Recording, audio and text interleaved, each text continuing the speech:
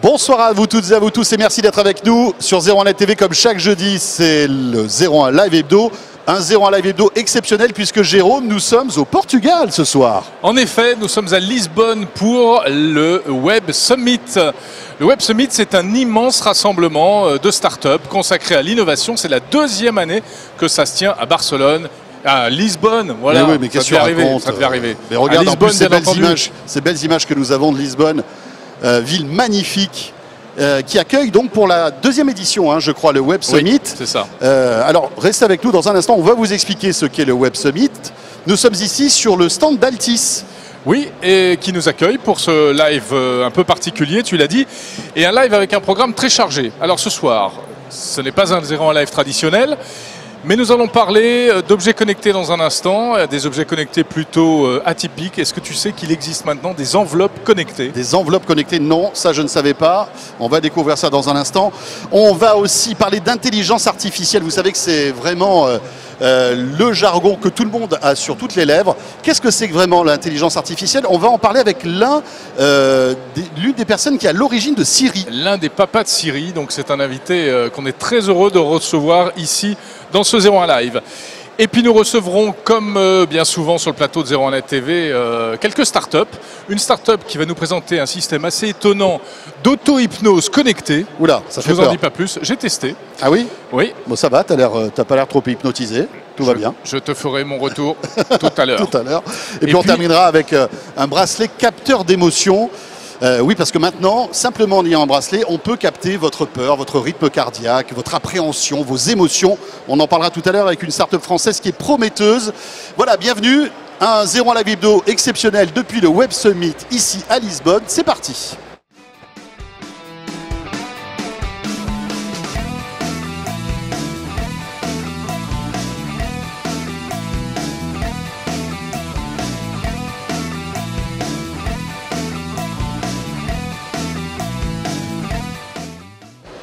Et comme un bonheur n'arrive jamais seul, oui. François, non seulement c'est un 01 Live exceptionnel, mais c'est également une bonne nouvelle pour vous qui nous regardez, puisqu'il y a des choses à gagner aujourd'hui. Et on va vous offrir des intra-auriculaires sans fil d'Ivacor. Vous savez que c'est la mode un petit peu de ces petits intra-auriculaires que vous mettez dans les oreilles, mais qui sont sans fil.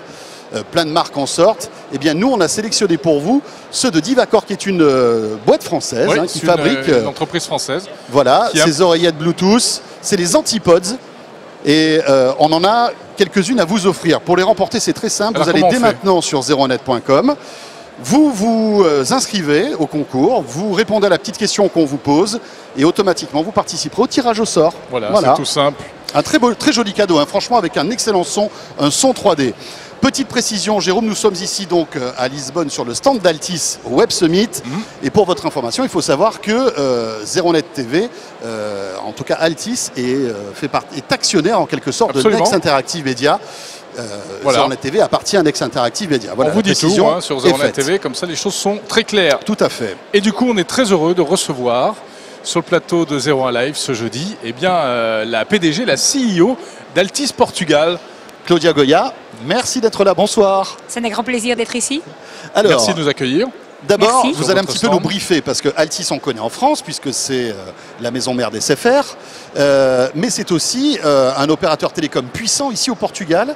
Il faut savoir que Altis Portugal, anciennement Portugal Télécom, est le premier opérateur ici au Portugal. C'est vrai, exactement.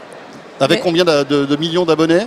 1,5 million. Ce qui est déjà pas mal, en effet. Donc à la fois dans le fixe et dans le mobile, hein, oui, j'imagine. Hein. Dans la convergence, tout à fait. Alors, vous êtes avec nous pour nous expliquer un peu ce qu'est le Web Summit, qui est un événement qui prend de l'ampleur hein, d'année en année. Je crois que c'est la 9e édition, c'est ça? C'est vrai. C'est la 2e année qu'il est ici à Lisbonne. Qu'est-ce que c'est que le Web Summit, Claudia? Le Web Summit, c'est le plus grand événement mondial d'entrepreneuriat et de technologie.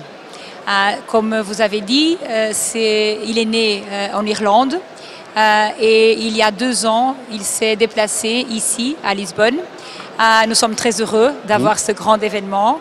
Et vraiment, pendant 4 jours, Lisbonne devient la capitale du monde pour recevoir toutes ces start-up, aussi investisseurs, mais grandes entreprises. Donc tout se passe ici à Lisbonne et pendant 4 jours, C'est le dernier jour aujourd'hui, hein, c'est le d'ailleurs. dernier jour. Pendant ces 4 jours, passent ici au Web Summit environ 60 000 participants, 1600 startups, 1500 investisseurs, 1000 conférenciers et plus de 2500 journalistes un peu partout dans le monde. Avec énormément d'invités prestigieux, hein. On ne va pas tous les citer, mais Al Gore était là durant ces 4 jours. François Hollande le premier jour. François Hollande aussi. Bon, alors ça c'est pour les chiffres.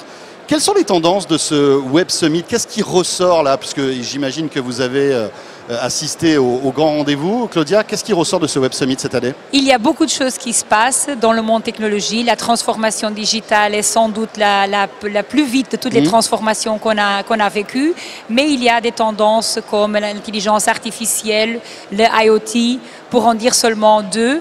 Mais il y a des startups dans beaucoup de domaines. Donc c'est vraiment un événement très intéressant où beaucoup de monde présente les dernières tendances. Alors on sent qu'ici, il n'y a pas forcément autant d'annonces de nouveautés technologiques qu'au CES de Las Vegas, par exemple, ou au Mobile World Congress de Barcelone. Où on a beaucoup de nouveautés produits. Voilà, exactement. Mais là, on sent que ça bosse. Il y a des rendez-vous de travail, il y a beaucoup de networking.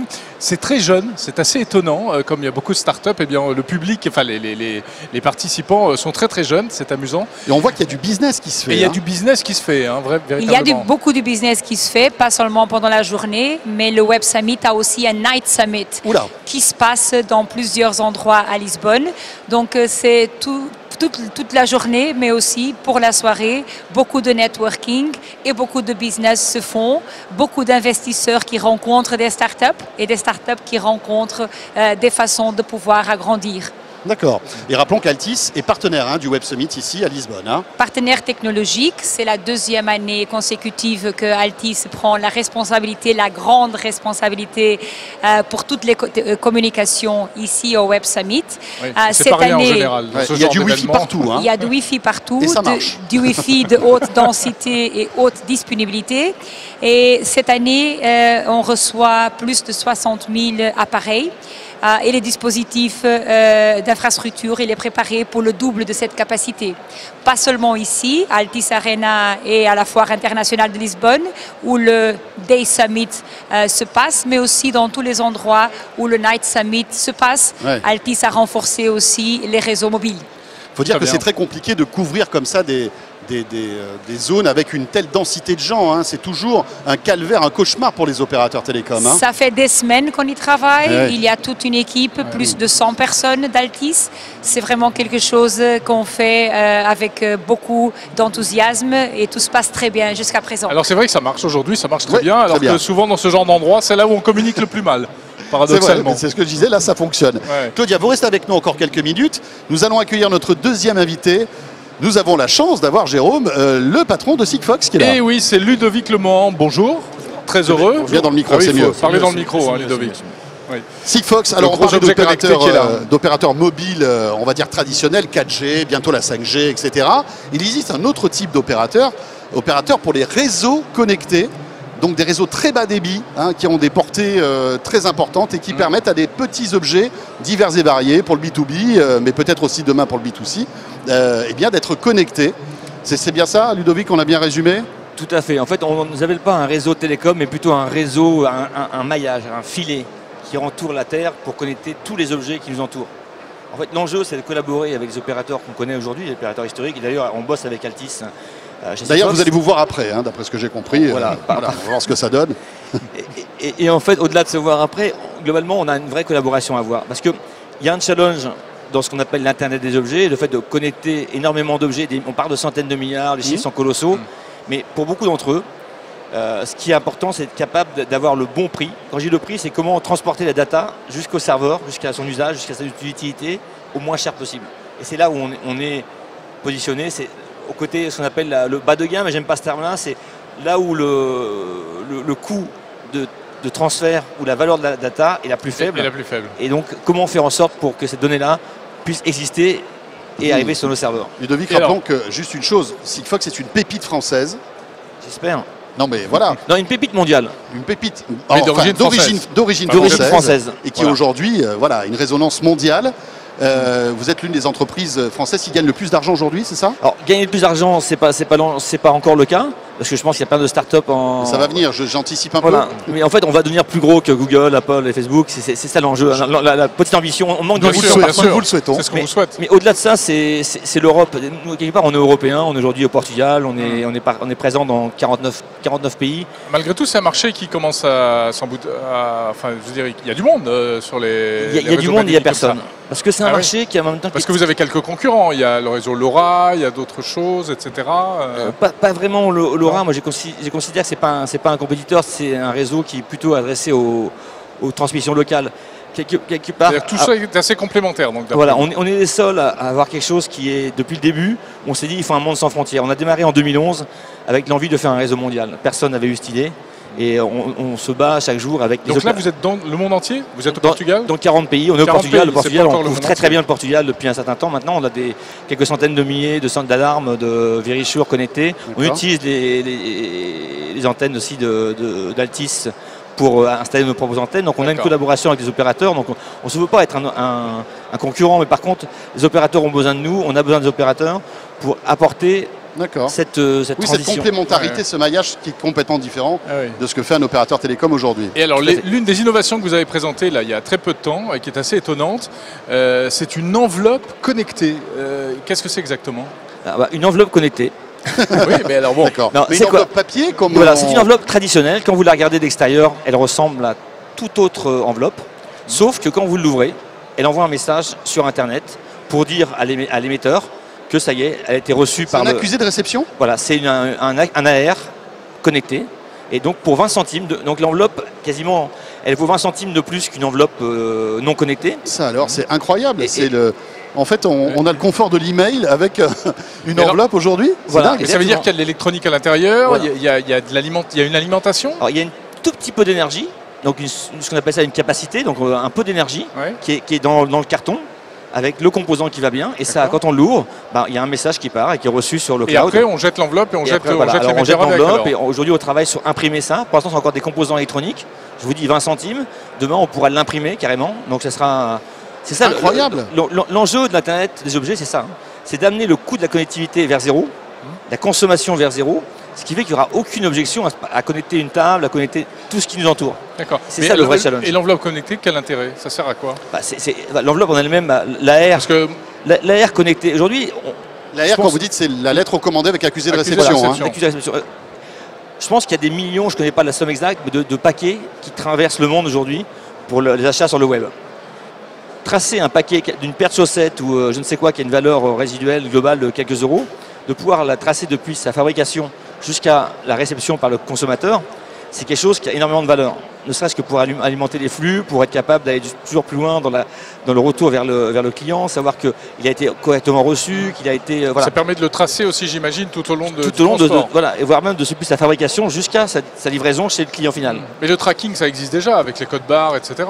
Oui, alors le tracking avec le code barre, ça fonctionne, mais par contre, il y a une intervention humaine. Et si dans tous les relais du paquet, entre sa fabrication et sa livraison, ça ferait énormément d'actions d'inventaire, on va dire. Ça prend du temps, coûte cher. C'est moins fiable, parce que si on oublie de taguer, et je pense qu'aujourd'hui, une paire de chaussettes, entre guillemets, je ne sens pas qu'elle soit taguée à chaque étape. Alors que là, entre guillemets, elle peut être, à l'instar d'une enveloppe, traquée de bout en bout. D'accord, très bien. Étonnant. Hein. Et cette enveloppe, elle sort quand ? Les prototypes aujourd'hui fonctionnent. Maintenant, on travaille avec des partenaires pour l'industrialiser parce que nous, encore une fois, il ne faut pas qu'il y ait de confusion. Oui, bien sûr, vous n'allez pas fabriquer les enveloppes. Non, nous, on fabrique le réseau. On fabrique cette façon. D'accord. Mais ce qu'on amène, nous, c'est la capacité de pouvoir permettre à des objets si peu chers de se connecter à Internet. C'est ça notre enjeu. Et il est mondial et il est énorme. Alors, pour échanger très peu d'informations, malgré tout. Exactement. On n'est pas là. Je suis là, je suis arrivé. On est le Twitter de télécom. Oui. Oui, Twitter, joli. Attention, 280 caractères maintenant. Maintenant, on a le Twitter d'avant, en fait. Oui, c'est ça. Ludovic, merci. Merci d'être passé beaucoup. par le studio de 01net TV, ici sur le stand Altis, au Web Summit. Et on souhaite donc plein de succès à cette future licorne. Hein. Souvent, on vous targue d'être peut-être la future licorne et on vous le souhaite. Merci beaucoup. Merci à vous. Merci beaucoup, Claudia. Merci. Et merci de nous accueillir ici sur le stand d'Altis. Merci à moi. Merci beaucoup. Au Web Summit. Et vous restez avec nous. La suite de ce 01 Live Hebdo avec l'intelligence artificielle et 2 startups françaises qu'on va vous faire découvrir.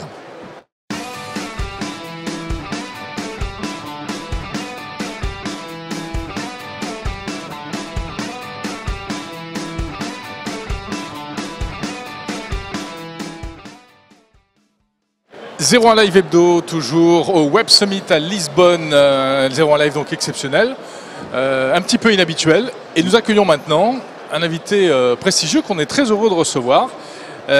Puisque Antoine Blondeau, on vous présente souvent, vous êtes connu un peu dans la sphère high-tech, et vous êtes l'un des papas de Siri. Bonjour, oui, Bonjour. tout à fait. Bonjour Antoine. J'ai eu l'honneur d'être un des papas, comme vous le dites. Mais comment on est papa de Siri? À quel moment vous, vous avez enfanté Siri en Alors, quelque sorte? Oui, ce qui est assez drôle, c'est que le vrai papa de Siri, c'est le département de la défense américain, qui a investi 250 millions de dollars il y a 15 ans pour créer ceci. Et on était à la bon endroit, avec une technologie révolutionnaire, à San José en 2002. Et c'est comme ça que c'est arrivé. Donc vous êtes français, mais vous travaillez dans la Silicon Valley. Tout à fait. C'est ça. Vous dirigez la société et vous avez fondé la société Sentient Technologies IA. Voilà. Je l'ai bien descendu. Tout à C'est fait. bon. Sentient Technologies, qui est une des plus grosses startups aux États-Unis dans le monde de l'intelligence artificielle, et basée à San Francisco. Et vous travaillez beaucoup aussi avec Hong Kong, je crois. Hein? Voilà, tout à fait. Je suis basé entre les deux. Et bon, la Chine et les États-Unis aujourd'hui sont dominants dans le domaine de l'IA. Et donc Hong Kong et San Francisco sont deux très bons points d'observation. Ça commence mal. La Chine et les États-Unis sont les meilleurs dans l'IA, et la France, on n'est pas bon? La France a beaucoup d'atouts, hein, et on le sait très bien, notre Pas de formation bullshit, scientifique. hein. Non, Pas mais de c'est vrai, elle a beaucoup d'atouts, mais je vais pas faire de bullshit comme vous le dites. Mais il y a beaucoup d'atouts en France. Il y a la formation scientifique, il y a des gens qui sont très bons, qui travaillent beaucoup. Il y a un problème, c'est qu'on ne donne pas assez d'argent à ces entrepreneurs. Et bien voilà. L'argent que j'ai levé aux États-Unis, 170 millions de dollars, j'aurais eu beaucoup de mal à le faire aux États-Unis. Ouais, ça manque Enfin, en de France, financement de départ, de financement d'accompagnement, etc. Et vous êtes la meilleure preuve justement du talent français. Hein, Oui, c'est alors, ça. mais ça change. Hein. Il y a beaucoup maintenant d'entreprises dans le domaine en France qui se constituent avec des beaux projets. Alors, L'intelligence artificielle, gros sujet. ouais, Tout le monde en Antoine parle Blondeau, en ce tout le monde moment. en parle. Alors, si on écoute les constructeurs de produits high-tech, d'objets connectés, les fabricants de chatbots et autres, c'est formidable. Il y a de l'IA partout. On a l'impression, quelquefois, de se faire un petit peu rouler dans la farine, nous, en tant que journalistes. Vous avez raison. Hein. Il y a 80% de ce qu'on dit qui n'est pas réel. Mais dans les 20% qui restent, il y a des choses qui sont vraiment très intéressantes. On peut en parler si vous voulez. Bien Alors, sûr. par exemple, en ouverture du Web Summit, on a vu ce robot qui est hongkongais, je crois, Sophia. Oui, Sophia. Qui a une part d'intelligence artificielle et qui s'est permis en plus de donner son avis sur l'avenir du monde, etc. Qu'est-ce que vous en pensez? C'est de l'intelligence artificielle, ça? J'aime beaucoup les robots, mais aujourd'hui ils sont encore plutôt stupides. Le problème principal d'un robot comme ça, c'est qu'il va répondre à 2, 3, 4 questions correctement. Vous le posez la 10e, 15e, 30e question et ça déraille. Ouais. Et En fait, aujourd'hui, il ne comprend pas ce qu'il dit. le problème principal Il aujourd'hui, perd le contexte, c'est ça? il perd le contexte, c'est un problème de transversalité. Notre cerveau humain, avec ses 20 watts de consommation, est extrêmement versatile, hein, pour utiliser un mot anglais. C'est très difficile encore pour l'IA de passer d'un domaine à un autre facilement. Très Mais difficile. on le voit avec les assistants vocaux qui débarquent, Alexa, Google Home, etc. On peut leur donner quelques ordres très précis, Oui. à condition de ne pas se tromper dans le vocabulaire. Et puis, c'est vrai qu'on ne peut pas prolonger la conversation. En fait. Demander la météo à Google Home, ça marche très bien, mais dès qu'on commence à engager une discussion Alors, un petit peu plus, on va dire, profonde, alors là, Parfait. c'est fini. Il n'y a plus Voilà. personne. On est bien d'accord. Et le vrai challenge de l'IA maintenant, c'est de passer à un modèle où elle auto-apprend. Et pour moi, c'est ça la vraie frontière. Nous apprenons, Comme un bébé qui comme apprend. un bébé. Lorsqu'on est né avec notre hardware, on n'a pas de software. Hein.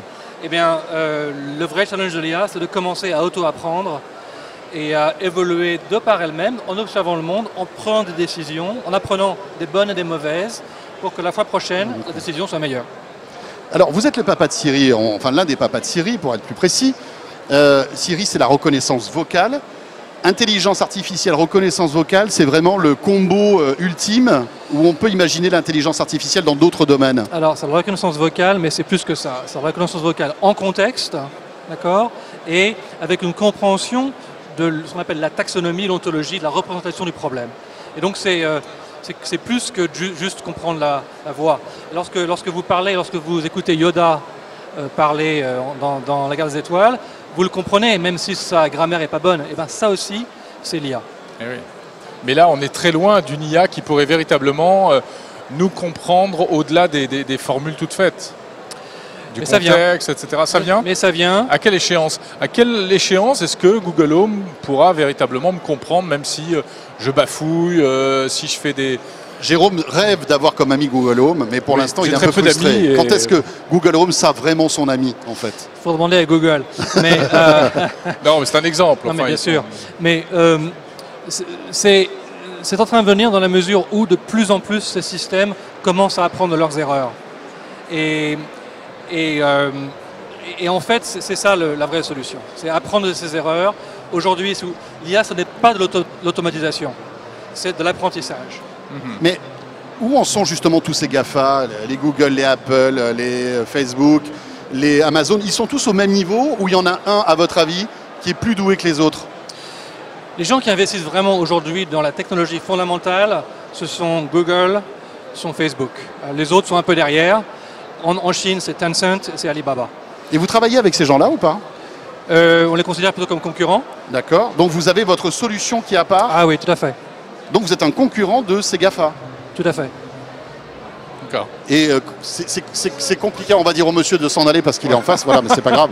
Bah, il est intrigué, Ah bah il oui, est curieux, il il vient vient voir. voir un peu comment ça se passe. Il voulait peut-être participer à la discussion aussi. Probablement, oui. C'est clair.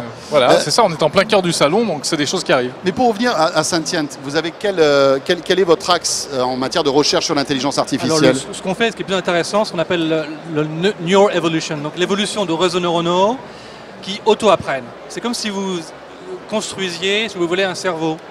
Et vous le voyez sur un écran, des connexions qui se forment automatiquement. Et encore une fois, en apprenant, en observant le monde, en apprenant des erreurs et des succès. Ça devient pour le coup un peu effrayant. Et pour citer encore ce qui s'est passé le premier jour ici au Web Summit, Stephen Hawking est intervenu pour répéter ce qu'il avait déjà dit. Attention, l'IA va nous conduire à notre perte. Qu'est-ce que vous en pensez? Non, aujourd'hui, à mon avis, l'IA, c'est avant tout fait par l'homme au service de l'homme. C'est clair. Il y a une opportunité, effectivement, comme toute technologie, que ça se passe mal. Mais fondamentalement, aujourd'hui, c'est au service de l'homme. Or, le vrai problème que des gens comme Elon Musk ou Stephen Hawking soulèvent, Oui. ce n'est pas un problème de domination de l'homme, c'est plutôt un problème de démocratisation. Si cette technologie ou cette technologie sont au service d'un gouvernement ou d'une société, on aura beaucoup de problèmes. Si c'est démocratisé, on aura beaucoup moins de problèmes. Imaginez que la presse imprimée ait été le fait d'un gouvernement. Ce ne serait pas là où on est aujourd'hui. Donc vous vous dites finalement il faut laisser entrer chez nous les assistants vocaux parce que c'est une forme de démocratisation de l'intelligence artificielle? Oui, mais surtout, il faut pouvoir permettre à plein de startups de créer leur propre IA et à s'assurer que dans le domaine régulatoire, on n'autorise pas une société à dominer un secteur. Quand est-ce qu'à votre avis on va être bluffé par l'intelligence artificielle? Quand est-ce qu'on commencera à se dire waouh, là ça commence à être vraiment sérieux? On l'est déjà. Dans 5-10 ans? Parfois c'est déjà un peu étonnant. C'est déjà assez Oui, mais étonnant. on l'est déjà dans le sens où si vous faites un Google Search aujourd'hui, vous faites de l'IA. Si vous êtes dans une voiture qui est avec conducteur virtuel, vous êtes déjà dans l'IA. Et puis l'IA dans le domaine de la médecine, Voilà. de la radiologie, etc. C'est assez étonnant. La radiologie, c'est un très bon exemple. Oui. Aujourd'hui, une IA qui regarde une image peut en regarder 5000 en une seconde et donc forcément détecter des choses que l'œil humain ne peut pas détecter. Et ce n'est que le début. Formidable. C'est ça qui est Ce n'est formidable. que le début. Merci Antoine. Très bien. Merci d'être passé par le studio de ZeroNet TV ici sur le stand Altis parce que je sais que vous avez un emploi du temps très chargé. Merci beaucoup, c'est un vrai honneur que de vous avoir reçu. Merci à vous. Merci. Vous restez avec nous, ce Zéro en Live Hebdo depuis le Web Summit ici à Lisbonne n'est pas terminé. Petite parle- sélection de 2 startups sympas. Ouais, innovation à la française, vous allez voir, vous n'allez pas être déçus.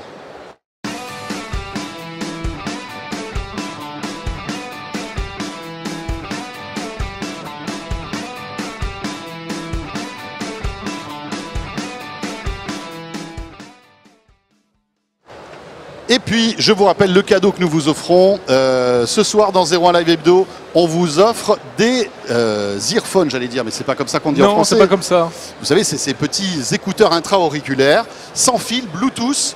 La marque Divacor vient de sortir de nouveaux modèles qui s'appellent les Antipods et nous avons le plaisir de vous les offrir. Voilà, ils sont beaux, très Alors, design. il faut que Et- tu nous rappelles comment on fait, François. Alors, tu sais quoi? C'est pas compliqué. Je te souviens plus. Zeronet.com. Voilà, vous allez sur zeronet.com, Pas il y mal. a le concours, vous répondez à la petite question qu'on vous pose. Si elle est bonne, vous participez au tirage au sort et si vous êtes tiré au sort, vous recevrez donc ces écouteurs Divacor. Bonne chance. Vous connaissez connaissez Mesmer, vous savez, Ah oui. l'hypnotiseur. Il est impressionnant, lui. Hein. Ouais, il est assez Au étonnant. moins, au tout début, je pensais que c'était bidon, mais en fait, c'est vrai, hein, Mesmer. Bon, c'est vrai, c'est de l'hypnose. Alors l'hypnose, on va pas faire un cours sur l'hypnose. Non, ça marche pas. Ça marche sur certaines personnes, ça marche pas sur d'autres, etc. Et l'hypnose peut aussi permettre de faire des choses comme d'arrêter de fumer, manger moins et mieux dormir. Donc des choses plus ou moins compliquées. Et on reçoit donc un start-upper français, Kevin Castelnick. Bonjour. Bonjour. Vous présentez ici au Web Summit une petite chose assez étonnante dont vous allez nous parler dans un instant. C'est un masque d'auto-hypnose. Exactement. Alors, Et puis à tes côtés, François. Ça s'appelle Dreamins. Voilà, la société Dreamins. c'est Dreamins et le masque est Hypnos. Et à mes côtés, nous avons Olivier Janin. Bonjour, Olivier. Bonjour. Alors, Olivier a un petit bracelet, là, sur son clignote. poignet. Alors, c'est pas une montre où ils auraient oublié de mettre l'écran. Hein. Non. C'est pas ça, je tiens quand même à le préciser. C'est un bracelet qui capte tes émotions, Jérôme. Un capteur d'émotions, un digitaliseur d'émotions. C'est ça. On va commencer avec vous, Olivier Janin. Expliquez-nous un petit peu ce que c'est que ce capteur d'émotions. Alors c'est un bracelet qui mesure des données physiologiques clés. On est une équipe de neuroscientifiques et d'ingénieurs et depuis 3 ans on travaille en R&D à traiter en temps réel la microsudation, la variation du rythme cardiaque, la température corporelle. Et on peut mesurer les émotions, leurs intensités et aussi le niveau d'engagement de la personne qui porte le bracelet dans toutes les conditions. Et à quoi ça sert? Ça, c'est une bonne question. Pas mal, hein? Ah ouais.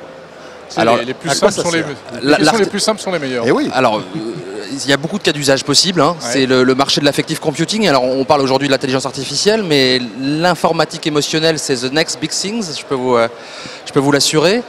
Les cas d'usage grand public sont assez intéressants. C'est avoir le monde du digital qui nous entoure, qui répond à nos émotions, qui deviennent bioresponsives. Rentrer chez soi, avoir son univers domotique qui s'adapte à la façon dont je me sens. Et dans sa voiture, par exemple, il y a beaucoup de constructeurs automobiles ici sur le Web Summit, on en discute beaucoup avec eux, et que la voiture réagisse à mon niveau de stress. Ils réagissent de quelle manière? Si je suis énervé, elle va accélérer? Non, mais en tout cas, Non, quelle parce que là, qu'elle soit autonome ou pas, que ça augmente votre bien-être dans ce futur salon sur roue que sera la D'accord. voiture autonome, mais aussi se garantir d'un niveau parle de de vigilance qui soit conservé pour que la personne qui ne conduit plus reprenne les commandes s'il l'intensité le de faut. la lumière, la musique, etc. Les massages dans le C'est ça. siège, Voilà, différents les services massages comme dans le ça. siège, très bien. D'accord. Bon, mais là, on est quand même très loin dans la science-fiction. Vous n'avez pas d'autres applications plus Oui. concrètes, immédiates? Alors les applications concrètes immédiates aujourd'hui, elles sont aussi B2B. Elles permettent de faire des tests utilisateurs, d'améliorer l'expérience consommateur dans l'usage d'un produit. On teste des jeux vidéo avec AffectTag.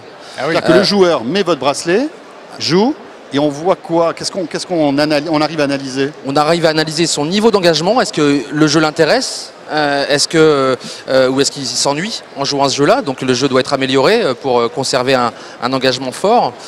On arrive à voir les réactions émotionnelles en temps réel. Est-ce qu'elles sont intenses ou pas? Et aussi, est-ce qu'elles durent dans le temps? Ouais. Donc C'est Big Brother poussé assez loin quand même. Hein, Alors, non? en même temps, personne ne porte de bracelet à l'insu de son plein gré. Je veux dire, Bien sûr. nous Ce sont que des victimes consentantes. Oui, alors Fitbit mesure les pas. Nous, on veut devenir à la fois le Fitbit de l'émotion et le PageRank de l'émotion aussi. Olivier, quel type de capteur avez-vous dans ce bracelet? On a de nombreux capteurs. On a en termes physiologiques des électrodes qui mesurent la microsudation. Hein, on le sent quand on a les mains moites, quand on est stressé, mais dès que vous avez une émotion, cette microsudation se mesure très bien au poignet. C'est-à-dire que plus on est ému, enfin en tout cas dès qu'il y a une émotion on transpire, c'est ça? Oui, Enfin, je schématise. Hein, Oui, on a une microsudation qui n'est pas forcément perceptible au toucher, D'accord. mais Mais qui le est corps très réagit mesurable. comme ça. Absolument, c'est le système nerveux autonome qui va réagir avant même oui. que vous ayez conscience de C'est l'émotion, pour ça qu'on a les mains moites quand on va à un premier rendez-vous amoureux, enfin François. par exemple. oui. Tu te souviens? Moi je me souviens plus, mais bon, peut-être que j'avais les mains moites. Donc capteur de sudation, comme vous disiez, mais quoi d'autre comme capteur? On a aussi un capteur de rythme cardiaque, Oui. avec en Comme particulier il la y a dans les variabilité. montres connectées traditionnelles. Oui, mais qui calcule, elle, plutôt une moyenne. Alors là, nous, on calcule la variation de ce rythme cardiaque. D'accord. Si cette variation est chaotique et irrégulière, ça témoigne d'un niveau de stress assez élevé. Et en croisant ces données physiologiques, on capture aussi la donnée de température corporelle, on peut déduire aussi est-ce que l'émotion est positive ou négative. Et la Oui. température corporelle bouge suivant notre émotion? Oui, bien entendu. Elle fait partie des données physiologiques qui sont révélatrices d'un état émotionnel. Au-delà du bracelet, du device, du hardware lui-même, comment dire, ce qui fait la valeur de votre entreprise, c'est tout le traitement des données qu'il y a derrière. Oui, on est effectivement une data science et software company. Le traitement des données, c'est là où est la vraie valeur ajoutée de notre produit aujourd'hui.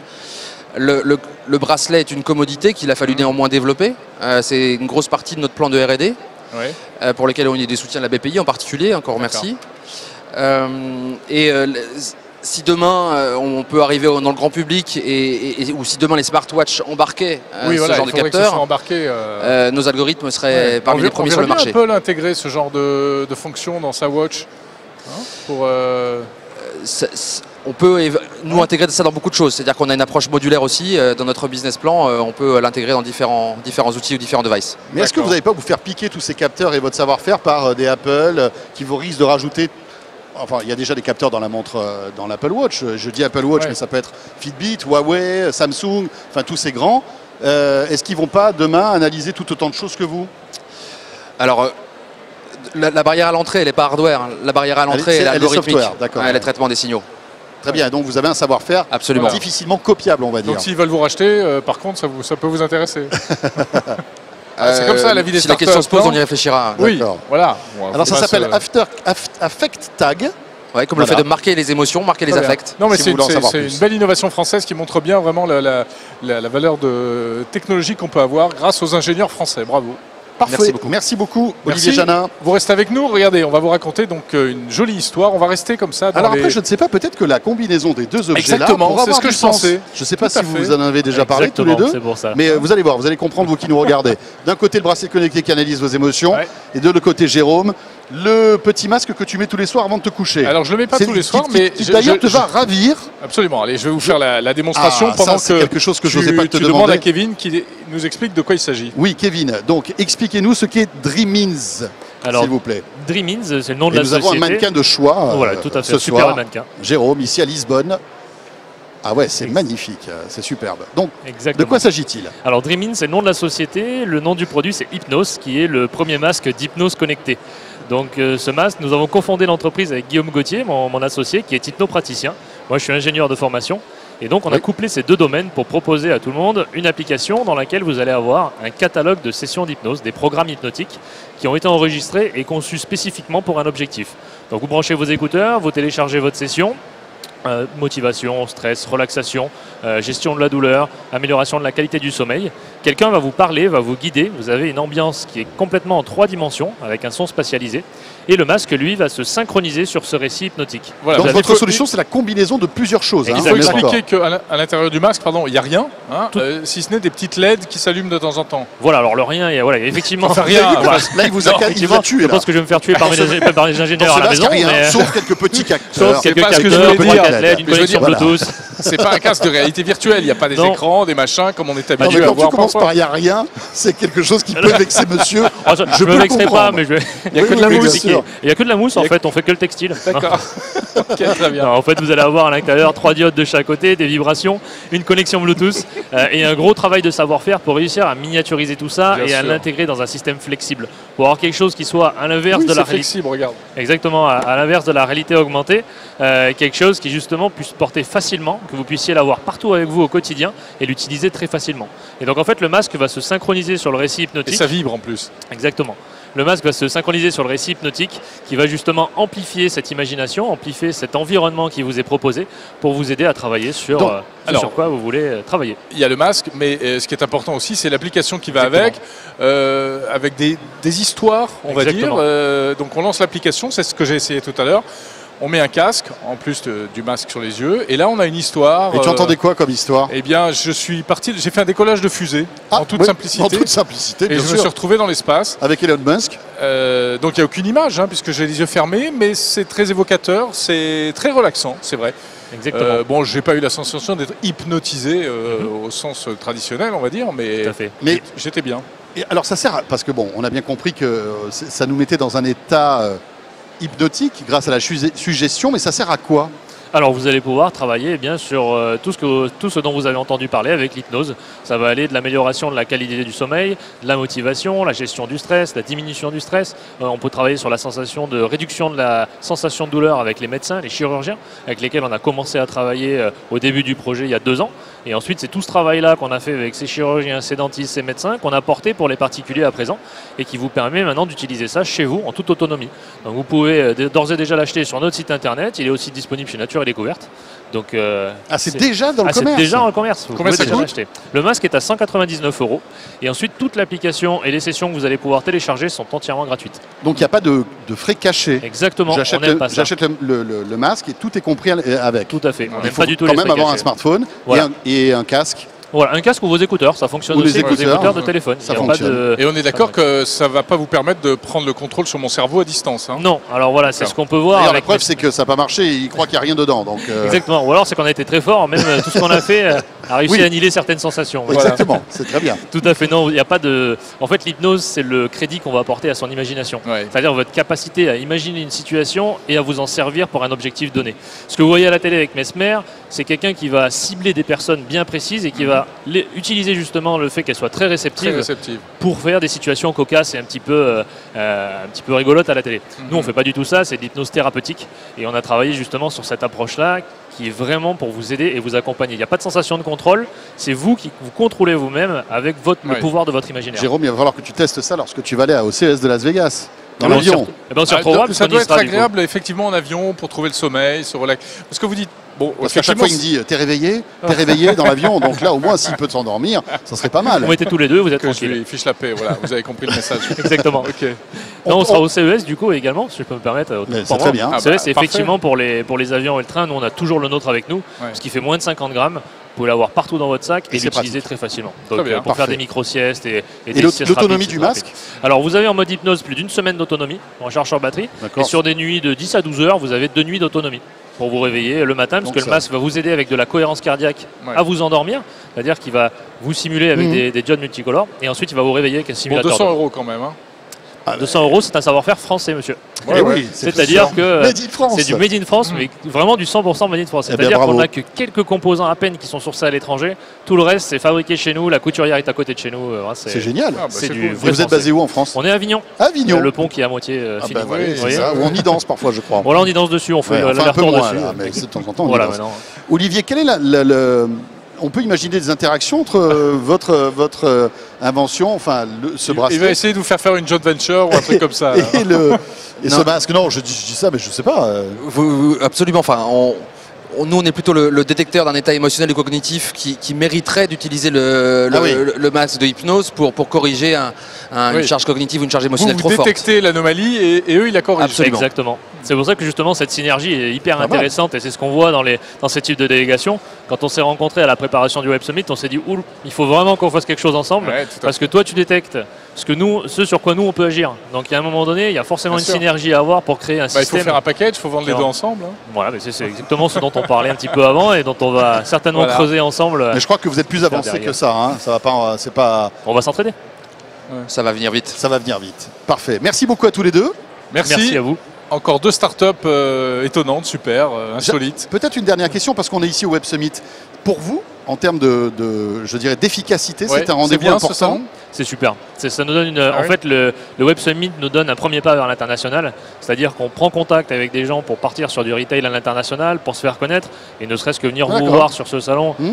Pour nous, voilà, c'est une très belle visibilité. Ça nous permet de rencontrer aussi nos utilisateurs et encore une fois de se confronter au retour du marché. Bon, on n'est C'est pas vraiment actionnaire une hein, du Web perspective. Summit. Si c'est pas bien, vous pouvez nous le dire aussi. Oui, Non, oui, mais c'est attention, très bien. oui. C'est Non, très mais- très bien. Non, Faut nous, pas c'est se vrai dire qu'on du a bien, été, c'est ça que je veux dire. C'est un long salon, très éprouvant comme la Ouais. plupart des salons, mais qui en tout cas vous permet de pitcher énormément et de rencontrer beaucoup de gens. Donc, Olivier bon, c'est Ah, un peu- Il y a un vrai échange avec les industriels, c'est-à-dire qu'on discute autant avec des grands groupes automobiles, c'est-à-dire qu'on est des petites startups, mais il y a un vrai échange, il y a une vraie émulation et des vraies interrogations sociétales et technologiques autour de, pour nous, l'humain augmenté et le futur. Bon, voilà. Voilà. Si vous êtes start-upper, si vous êtes Et la French entrepreneur. Tech, la French Tech était présente ici, hein, bien sûr. Oui, Merci la bah- French Tech, oui. Voilà. Ouais, ouais. Beaucoup Merci à tous les deux. Merci à vous. Bon, ben voilà, ce 0 live hebdo est terminé. Jérôme, Oui. depuis ici, le stand Altis qui a eu la gentillesse de nous accueillir. On est vraiment très heureux. On vous remercie encore. On remercie toute l'équipe d'Altis Portugal qui nous a accueillis. Oui, merci à Jean-David Duhart et Pierre Thiolin qui ont assuré avec brio la réalisation technique de ce live. Et on se Et- retrouve bien sûr la semaine prochaine. Voilà, on sera rentré dans nos studios. Oh oui, on même sera pas dans plus- nos pénates. On serait bien resté un petit week-end à Lisbonne, mais ça va être compliqué. Hein. Ouais, un peu. Merci de nous avoir suivis en tout cas et bonne soirée. Salut à tous.